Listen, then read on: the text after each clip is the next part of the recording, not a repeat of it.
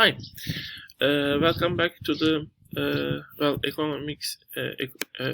gender economics lecture on the labor force participation and the occupational segregation. This lecture is actually on the introduction. Is an introduction to feminist economics, and it's prepared for the Middle Technical University Northern Cyprus campus. We were actually last time looking for the data, and actually the presentation has ended abruptly, and that was mainly because 15 minutes mark was reached again. It stopped by itself automatically. You can see here actually the effect again. We were looking to the effect of marriage and having children on the woman, and as you can see, actually in 2016, actually the having a child under 6 has a very little effect on the married children with husband, and for on never married woman, actually it even increases the labor force participation, as with the other ever married women like the divorced woman. And in case when the child is between 6 and 17, even being married increases the labor force participation. Again, we don't see here whether the people participate part-time or full-time, and the wages also we don't see also the wages. And marriage is kind of at every level decreasing the labor force participation. That might be the income effect of the husbands. Marriage also decreases in this case. You don't have case of women with children basically. But when you look to the cases when the women are divorced or their husband dies, again the force participation rates increase significantly, and having a child under 6 was significant, has a very significant effect in decreasing the labor force participation of women months, and also but between the ages at 6 and 17, actually for the married woman it was increasing the labor force participation rate compared with the total rate. So, what can we say about this? Well, we can say marriage has an effect, but we can also say that the effect of children has almost completely disappeared. Why is this case?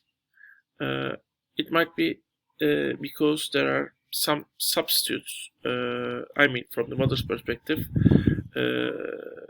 which are commodities which are commodity intensive rather than money intensive. So they can buy childcare and they can actually send their children to the childcare facilities. And that doesn't mean necessarily also the childcare is provided in an inferior way. It might even be provided in a superior way.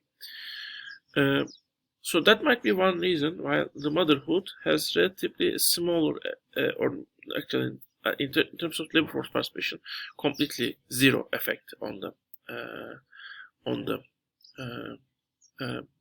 labor force participation. Although, of course, when the child gets older, the mothers are more likely to work, and that might be because maybe women have suddenly a free time from the subsistence labor if they still have some responsibilities in the household for childcare. Once the child gets above 6, those responsibilities will decrease significantly, since the child become more autonomous and also go to school more if he or she was already going to school at a longer period than before, basically, and will spend more time also with the friends. Now let's go to the education case. And here you can see labor force participation rate of women in 1970 and 1980. As you see, the more education you got, the higher will be labor force participation rate. Not only that, actually, interestingly, 3 years of college was slightly had less labor force participation compared with 4 years of high school. But now even that has a significant effect. But also you can see, by the way, compared with less than 4 years of high school, at least, the jump is higher in the case when the woman get to high school, and jump is even higher when the woman have 1 to 3 years of college. It is slightly smaller it's slightly smaller than the 1-3 years of college when you have 4 years of college. So even having some college education matters a lot. That means that basically, in terms of again labor force participation, not we don't see the effect on the wages. Well, now that might be maybe because even some college years give people connections and also some skills that might be useful for them for getting jobs, especially for the woman. Now, how much? Now, the last two things we will look are the wage elasticity and wage of partner, the effect of those two things on the labor force participation of the woman. Namely, how much will the woman's participation change when the wages get smaller or larger? For women, that rate is 0.78, 1%. Increase in wage will increase the labor force participation of women 0.87%.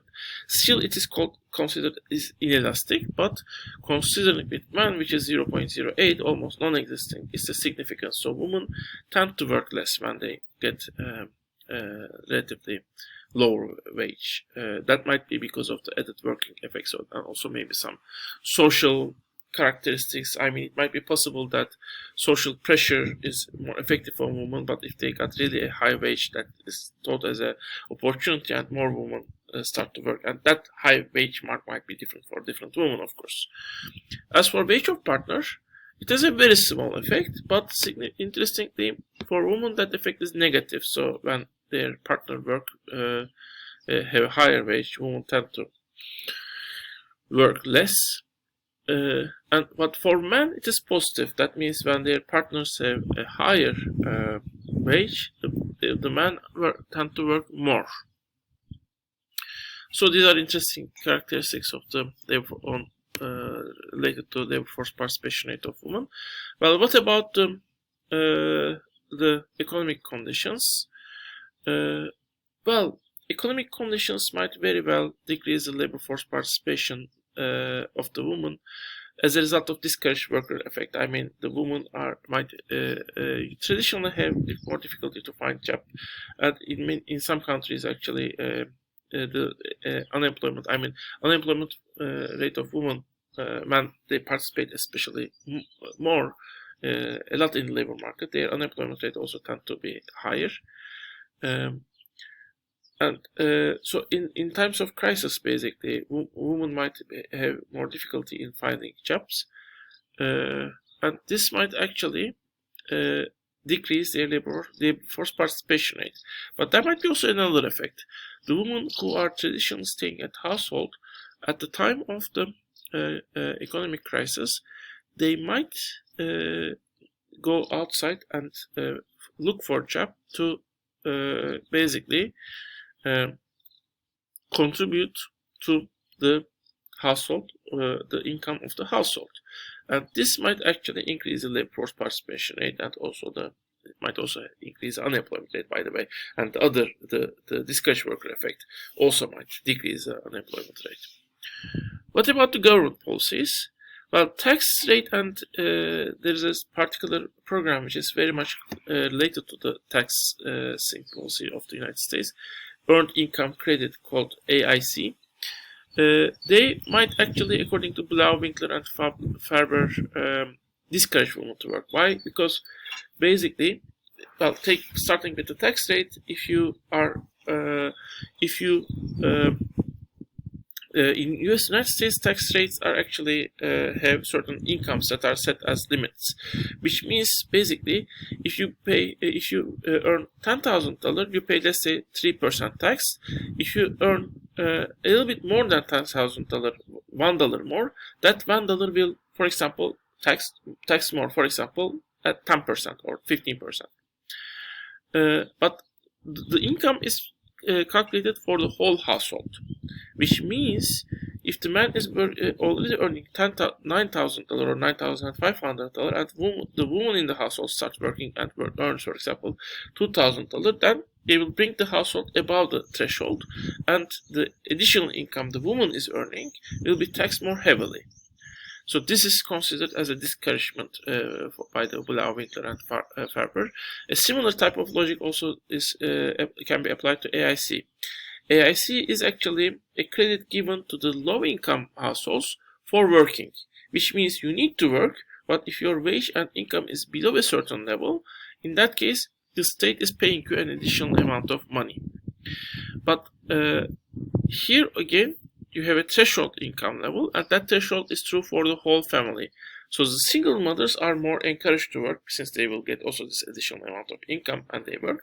But when a mother is or a woman is married, in that case, for example, let's say their husbands are earning $5,000. When their wives work and earn $2,000 more money, then they could get above the threshold necessary to get the earned income credit. And even in some cases, if they're just above the threshold, they might end up getting less money than before. Of course, that's only for a very, very limited number of cases.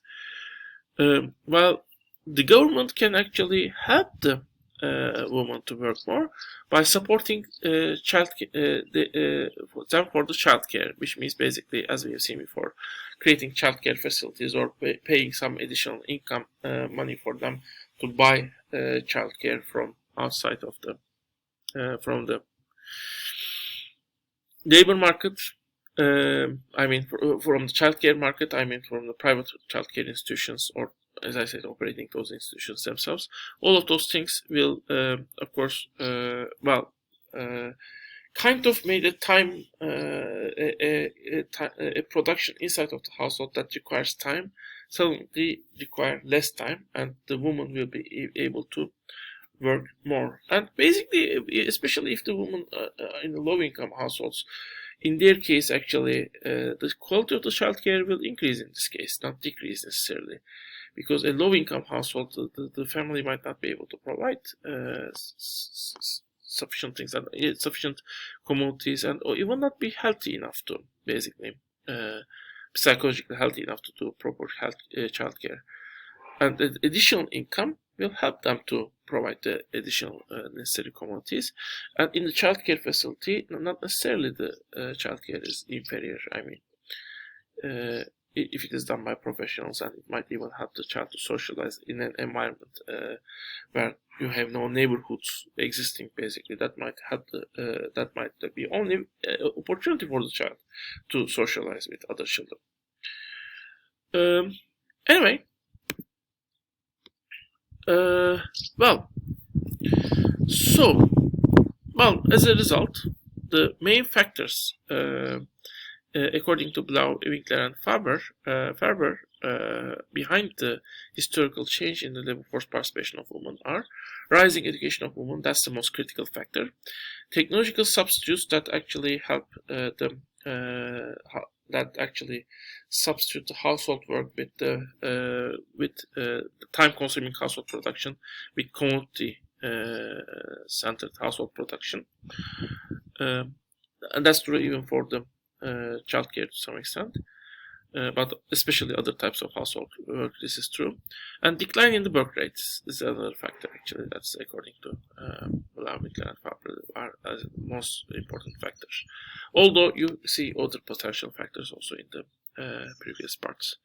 So this is basically Winkler and Fabre, and they also have a, as I said, historical analysis, but I'm not going into detail of the historical analysis.